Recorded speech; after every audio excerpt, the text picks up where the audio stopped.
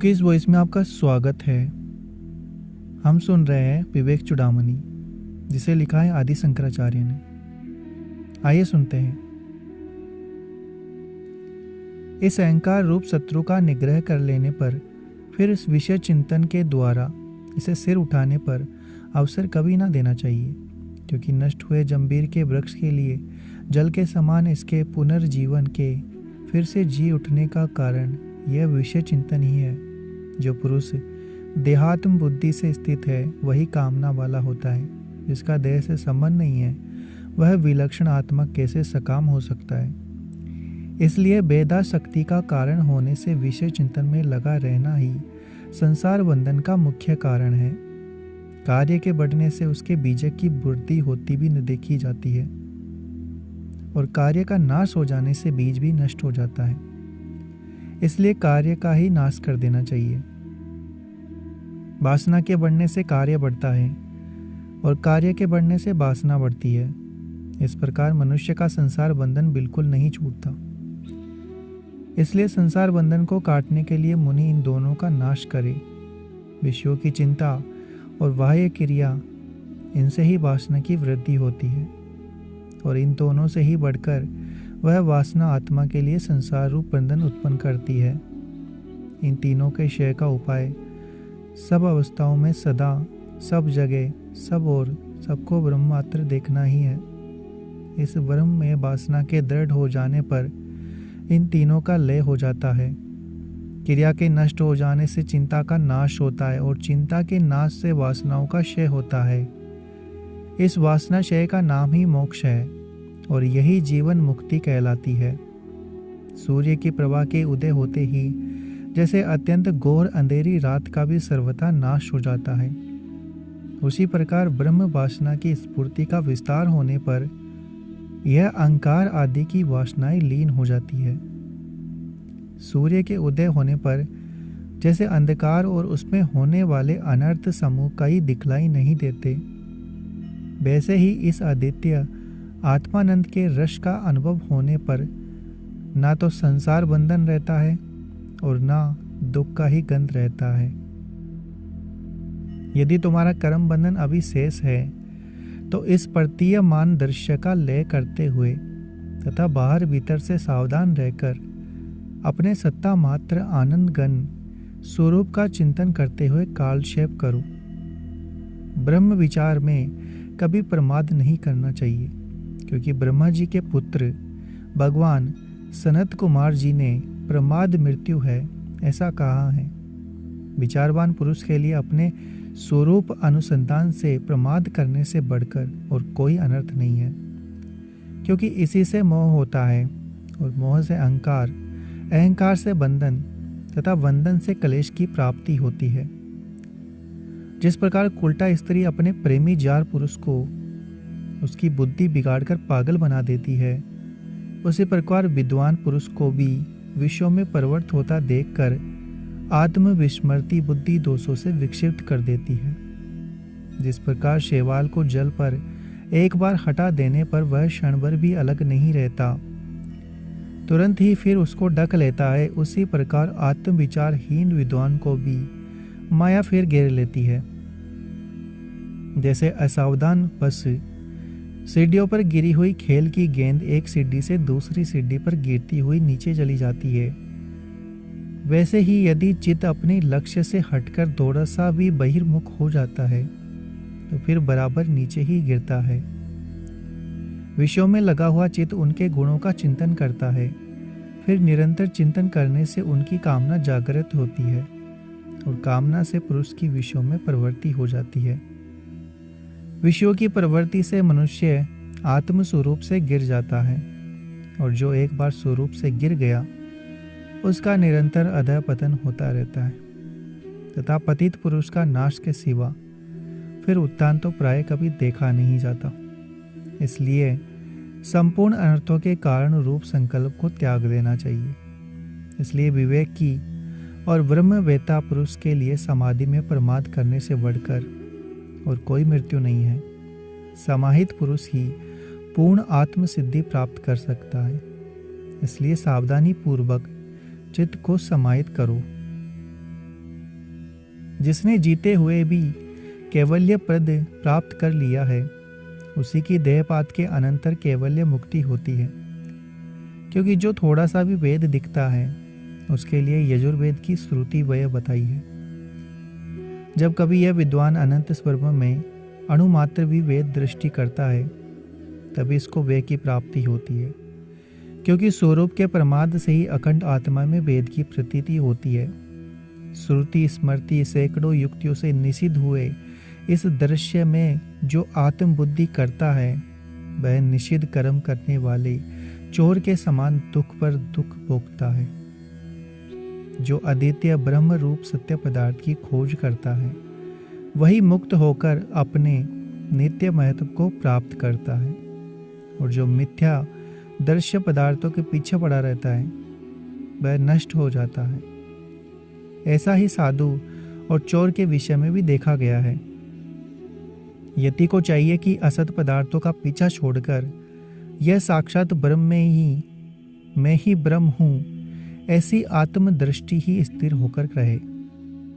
अपने अनुभव से उत्पन्न हुई ब्रह्मनिष्ठा ही अविद्या के कार्यभूत इस प्रतीयमान प्रपंच के दुख को दूर करके परम सुख देती है। बाह्य विषयों का चिंतन अपने दुर्वासना पूर्वक फल को ही उत्तरोत्तर बढ़ाता है। इसलिए विवेक पूर्वक आत्म स्वरूप को जानकर बाह्य विषयों को छोड़ता हुआ नित्य आत्म अनुसंधान ही करता रहे। बाह्य पदार्थों का निषेध कर देने पर मन में आनंद होता है, और मन में आनंद का उद्रेक होने पर परमात्मा का साक्षात्कार होता है। उसका सम्यक साक्षात्कार होने पर संसार बंधन का नाश हो जाता है। इस प्रकार बाह्य वस्तुओं का निषेध ही मुक्ति का मार्ग है। सत असत वस्तुओं का विवेकी, श्रुति प्रमाण का जानने वाला, परमार्थ तत्व का ज्ञाता, ऐसा कौन बुद्धिमान होगा जो मुक्ति की इच्छा रखकर भी जानबूझकर बालक के समान अपने पतन के हेतु असत पदार्थों को ग्रहण करे। जिसकी देह आदि अनात्म वस्तुओं में आसक्ति है, उसकी मुक्ति नहीं हो सकती। जो मुक्त हो गया है, उसका देहादि में अभिमान नहीं हो सकता। जैसे सोए हुए पुरुष को जागृति का अनुभव नहीं हो सकता, जागृत पुरुष को स्वप्न का अनुभव नहीं हो सकता, क्योंकि ये दोनों अवस्थाएं अलग अलग गुणों के आश्रय रहती है। जो समस्त स्थावर जंगम पदार्थों के भीतर और बाहर अपने को ज्ञान स्वरूप से उनका आधारभूत देखकर समस्त उपाधियों को छोड़कर अखंड परिपूर्ण रूप से स्थित रहता है, वही मुक्त है। संसार बंधन से सर्वथा मुक्त होने में सर्वात्म भाव से बढ़कर और कोई हेतु नहीं है। निरंतर आत्मनिष्ठा में स्थित हो रहने से दृश्य का अग्रहण होने पर इस सर्वात आत्मभाव की प्राप्ति होती है। जो लोग देह आत्म बुद्धि से स्थिर रहकर बाह्य पदार्थों की मन में आसक्ति रखकर उन्हीं के लिए निरंतर काम में लगे रहते हैं, उनको दृश्य की अप्रतीति कैसे हो सकती है। इसलिए नित्यानंद के इच्छुक तत्व ज्ञानी को चाहिए कि वह समस्त धर्म कर्म और विषयों को त्याग कर निरंतर आत्मनिष्ठा में तत्पर हो न जाने पर अपनी आत्मा में प्रतीत होने वाले इस दृश्य प्रपंच का प्रयत्न पूर्वक वाद्य करे। शांतो दांत उपरत स्थिति तिछु, यह श्रुति यति के लिए वेदांत श्रवण के अनंतर सर्वात्मय भाव की सिद्धि के लिए समाधि का विद्वान करती है। अहंकार की शक्ति जब जब बढ़ती जाती है, तब तब कोई विद्वान उसका एकाएक नाश नहीं कर सकता, क्योंकि जो महापुरुष निर्विकल समाधि में अविचल भाव से स्थित हो गए हैं, उनके अंदर भी अनंत जन्मों की वासनाएं देखी जाती है। मोहित कर देने वाले अहम बुद्धि के साथ अपनी आवरण शक्ति के द्वारा पुरुष का सहयोग कराकर विक्षेपण शक्ति उसके गुणों से मनुष्यों को विक्षिप्त कर देती है। आवरण शक्ति की पूर्ण निवृत्ति के बिना विक्षेप शक्ति पर विजय प्राप्त करना अत्यंत कठिन है। दूध और जल के समान दृष्टा और दृश्य के अलग अलग होने का स्पष्ट ज्ञान हो जाने पर आत्मा में छाई हुई वह आवरण शक्ति अपने आप ही नष्ट हो जाती है। यदि मिथ्या दिखने वाले इन बुद्धि आदि पदार्थों में दृष्टा और दृश्य पदार्थों के स्वरूप को पृथक पृथक करके स्पष्ट बोध के कारण होने वाला निसंदेह पूर्वक वाद रहित पूर्ण विवेक हो जाए तो फिर विक्षेप नहीं होता। वह विवेक माया जनित मोह बंधन को भी काट डालता है, जिससे मुक्त हुए पुरुष को फिर संसार की प्राप्ति नहीं होती। ब्रह्म और आत्मा का एकत्व ज्ञान रूप अग्नि अविद्या रूप समस्त वन को भस्म कर देता है। जब जीव को अद्वैत भाव की प्राप्ति हो जाती है, तब उसको पुनः संसार प्राप्ति का कारण ही क्या रह जाता है।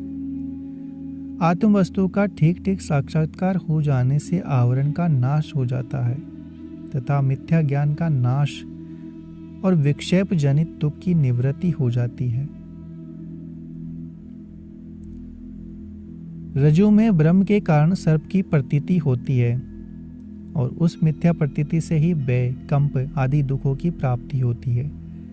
किंतु दीपक आदि के द्वारा जिस प्रकार रज्जु के स्वरूप का यथार्थ ज्ञान होते ही सारा सर्प प्रतीति से होने वाला डर, कंप आदि ये तीनों एक साथ निवृत्त होते देखे जाते हैं। इसलिए संसार बंधन से छूटने के लिए विद्वान को तत्व सहित आत्म पदार्थ का ज्ञान प्राप्त करना चाहिए। अग्नि के सहयोग से जैसे लोहा, उसी प्रकार आत्मा के सहयोग से बुद्धि नाना प्रकार के विषयों में प्रकाशित होती है। यह द्वैत प्रपंच उस बुद्धि का ही कार्य है, इसलिए मिथ्या है, क्योंकि ब्रह्म स्वप्न और मनोरथ के समय इसकी प्रतीति का मिथ्यात्व स्पष्ट देखा गया है। इसलिए अहंकार से लेकर देह तक प्रकृति के जितने विकार अथवा विषय है, वे सभी क्षण क्षण में बदलने वाले और होने से असत्य है। आत्मा तो कभी नहीं बदलता, वह तो सदा ही एक रस रहता है। जो अहम पद की प्रतीति से लक्षित होता है, वह नित्य आनंद घन परमात्मा तो सदा ही अद्वितीय अखंड चैतन्य स्वरूप बुद्धि आदि का साक्षी सत असत से भिन्न और प्रत्यक है।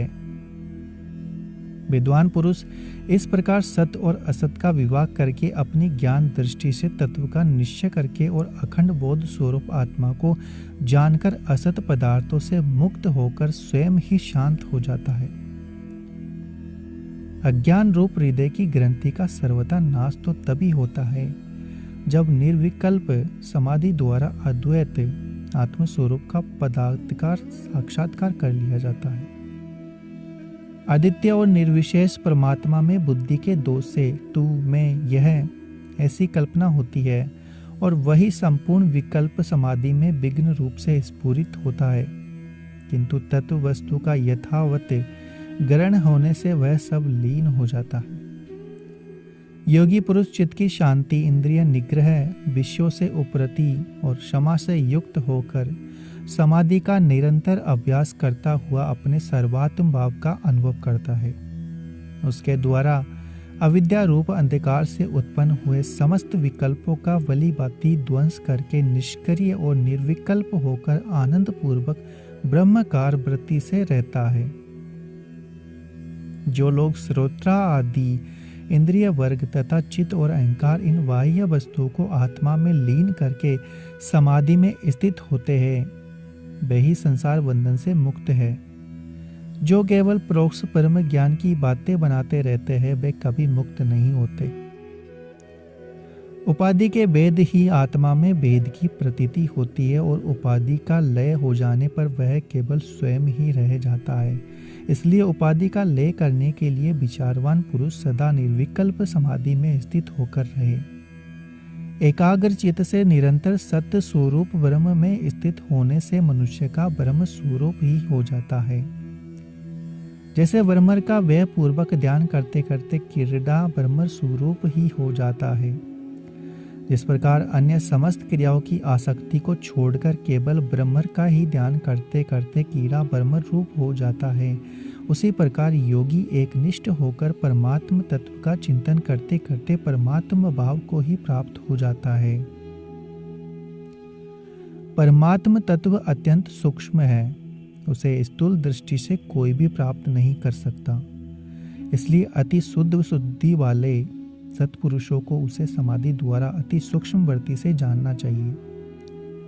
जिस प्रकार अग्नि में पुटपाक विधि से सोधा हुआ सोना संपूर्ण मल को त्याग कर अपने स्वाभाविक स्वरूप को प्राप्त कर लेता है, उसी प्रकार मन ध्यान के द्वारा सत्व रज तम रूप मल को त्याग कर आत्म तत्व को प्राप्त कर लेता है। जिस समय रात दिन के निरंतर अभ्यास से परिपक्व होकर मन ब्रह्म में लीन हो जाता है, उस समय आदित्य ब्रह्मानंद सक का अनुभव कराने वाली वह निर्विकल्प समाधि स्वयं ही सिद्ध हो जाती है। इस निर्विकल्प का समाधि से समस्त वासना ग्रंथियों का नाश होता है। वासनाओं के नाश से संपूर्ण कर्मों का भी नाश हो जाता है। फिर बाहर और भीतर सर्वत्र बिना प्रयत्न के ही निरंतर स्वरूप की स्फूर्ति होने लगती है।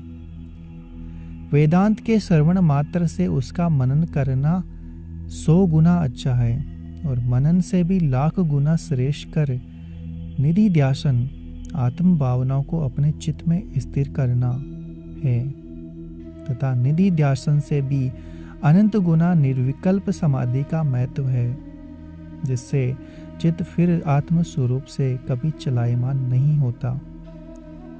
निर्विकल्प समाधि के द्वारा निश्चय ही ब्रह्म तत्व का स्पष्ट ज्ञान होता है। किसी प्रकार वैसा बोध नहीं हो सकता, क्योंकि अन्य अवस्थाओं में चित्तवृत्ति के चंचल रहने से उसमें अन्यान्य प्रतीतियों का भी मेल होता है। इसलिए सदा संयंत्रेंद्रिय होकर शांत मन से निरंतर पर्यग आत्मा ब्रह्म में चित्त स्थिर करो और सच्चिदानंद ब्रह्म के साथ अपना ऐक्य देखते हुए अनादि अविद्या से उत्पन्न अज्ञान अंधकार का ध्वंस करो। वाणी को रोकना, द्रव्य का संग्रह न करना, लौकिक पदार्थों की आशा छोड़ना, कामनाओं का त्याग करना और नित्य एकांत में रहना, यह सब योग का पहला द्वार है। एकांत में रहना इंद्रिय दमन का कारण है। इंद्रिय दमन चित्त के निरोध का कारण है और चित्त निरोध से वासना का नाश होता है तथा वासना के नाश हो जाने से योगी को ब्रह्म आनंद रस का अविचल अनुभव होता है। इसलिए मुनि को सदा प्रयत्न पूर्वक चित्त का निरोध ही करना चाहिए। वाणी को मन में ले करो, मन को बुद्धि में और बुद्धि को बुद्धि के साक्षी आत्मा में तथा बुद्धि साक्षी कुटस्थ को निर्विकल्प पूर्व ब्रह्म में ले करके परम शांति का अनुभव करो। देह प्राण इंद्रिय मन बुद्धि इन उपाधियों में जिस जिसके साथ योगी की चित्तवृत्ति का संयोग होता है, उसी उसी भाव की उसको प्राप्ति होती है। जब उस मुनि का चित्त इन सब उपाधियों से निवृत्त हो जाता है तो उसको पूर्ण उपरति का आनंद स्पष्टतया प्रतीत होने लगता है, जिससे उसके चित्त में सच्चिदानंद स्वरूप की अनुभव की बाढ़ आने लगती है। विरक्त पुरुष का ही आंतरिक और बाह्य दोनों प्रकाश का त्याग करना ठीक है। वही मोक्ष की इच्छा से आंतरिक और बाह्य संग को त्याग देता है। इंद्रियों का विषयों के साथ बाह्य संग और अहंकार आदि के साथ आंतरिक संग, इन दोनों का ब्रह्मनिष्ठ विरक्त पुरुष ही त्याग कर सकता है। हे विद्वान, वैराग्य और बोध इन दोनों को पक्षी के दोनों पंखों के समान मोक्षकामी पुरुष के पंख समझो।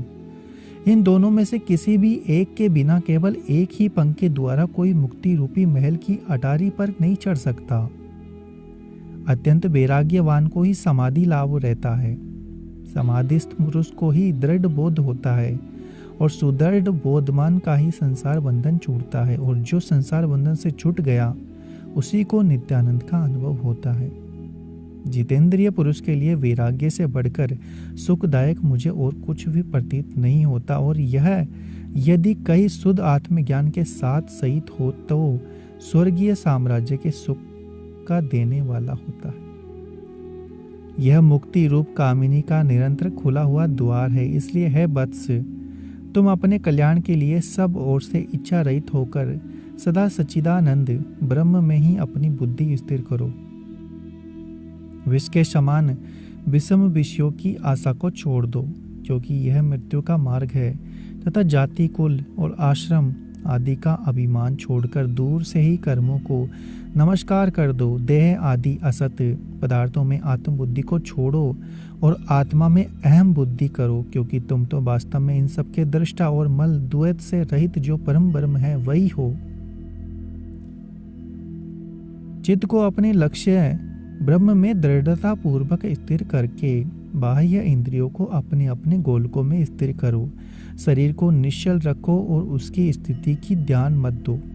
इस प्रकार ब्रह्म और आत्मा की एकता करके तन्मय भाव से अखंड वृत्ति से अहरनिश मन ही मन आनंद पूर्वक ब्रह्म आनंद रस का पान करो और थोती बातों से क्या लेना है। दुख के कारण और मोह रूप अनात्म चिंतन को छोड़कर आनंद स्वरूप आत्मा का चिंतन करो, जो साक्षात मुक्ति का कारण है। यह जो स्वयं प्रकाश सबका साक्षी निरंतर विज्ञानमय कोश में विराजमान है, समस्त अनित्य पदार्थों से पृथक इस परमात्मा को ही अपना लक्ष्य बनाकर इसी का अखंड वृत्ति से आत्मभाव से चिंतन करो। अन्य प्रतीतियों से रहित अखंड वृत्ति से एक ही का चिंतन करते हुए योगी इसी को स्पष्टतया अपना स्वरूप जाने। इस प्रकार इस परमात्मा में ही आत्मभाव को दृढ़ करता हुआ और अहंकार आदि में आत्म बुद्धि छोड़ता हुआ उनकी ओर से शरीर से बिन घट पट आदि वस्तुओं के समान उदासीन हो जाए। सबके साक्षी और ज्ञान स्वरूप आत्मा में अपने शुद्ध चित्त को लगाकर धीरे धीरे निश्चलता प्राप्त करता हुआ अंत में सर्वत्र अपने ही को पूर्ण देखे। अपने अज्ञान से कल्पित देह, इंद्रिय, प्राण, मन और अहंकार आदि समस्त उपाधियों से रहित अखंड आत्मा को महाकाश की भांति सर्वत्र परिपूर्ण देखे। जिस प्रकार आकाश, घट, कलश, कुशुल, सूची आदि सैकड़ों उपाधियों से रहित एक ही रहता है, नाना उपाधियों के कारण वह नाना नहीं हो जाता, उसी प्रकार अहंकार आदि उपाधियों से रहित एक ही शुद्ध आत्मा है। ब्रह्मा से लेकर स्तंभ पर्यंत समस्त उपाधियां मिथ्या है, इसलिए अपने को सदा एक रूप से स्थित परिपूर्ण आत्म स्वरूप से देखना चाहिए। जिस वस्तु की जहाँ ब्रह्म से कल्पना हो जाती है, उस साधारण का ठीक ठीक ज्ञान हो जाने पर वह कल्पित वस्तु तद्रूप ही निश्चित होती है, उससे पृथक उसकी सत्ता सिद्ध नहीं होती। जिस प्रकार भ्रांति के नष्ट होने पर रज्जु में भ्रांति बस प्रतीत होने वाला सर्प रज्जु रूप ही पर्यंत प्रत्यक्ष होता है, वैसे ही अज्ञान के नष्ट हो जाने पर संपूर्ण विश्व आत्म स्वरूप ही जान पड़ता है। आप ही ब्रह्मा हैं, आप ही विष्णु, आप ही इंद्र है, आप ही शिव और आप ही यह सारा विश्व है, अपने से भिन्न और कुछ भी नहीं है। आप ही भीतर, आप ही बाहर, आप ही आगे, आप ही पीछे, आप ही दाएं, आप ही बाएं, आप ही ऊपर और आप ही नीचे हैं। जैसे तरंग, फेन, भंवर, बुद्बुद आदि स्वरूप से सब जल ही है, वैसे ही देह से लेकर अहंकार पर्यंत यह सारा विश्व भी अखंड शुद्ध चैतन्य आत्मा ही है।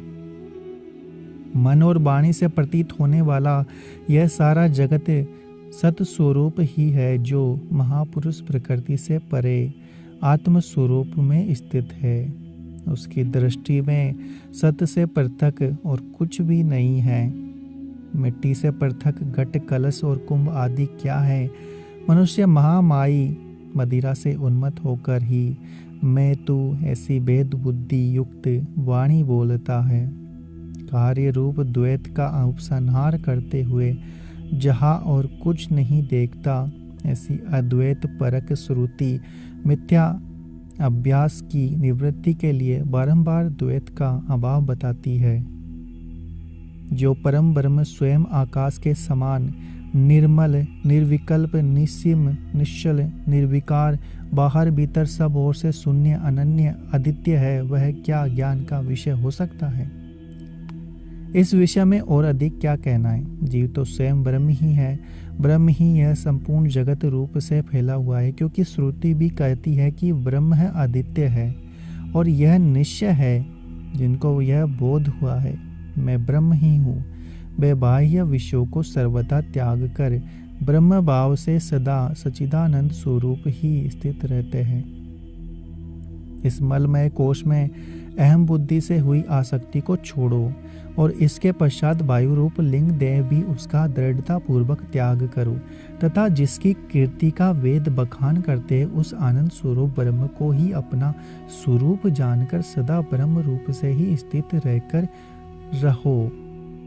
श्रुति भी यही कहती है कि मनुष्य जब तक इस मृत्यु तुल्य देह में आसक्त रहता है तब तक वह अत्यंत अपवित्र रहता है और जन्म मरण तथा व्याधियों का आश्रय बना रहकर उसको दूसरों से अत्यंत क्लेश भोगना पड़ता है। किंतु जब वह अपने कल्याण स्वरूप अचल और शुद्ध आत्मा का साक्षात्कार कर लेता है तो उन समस्त क्लेशों से मुक्त हो जाता है।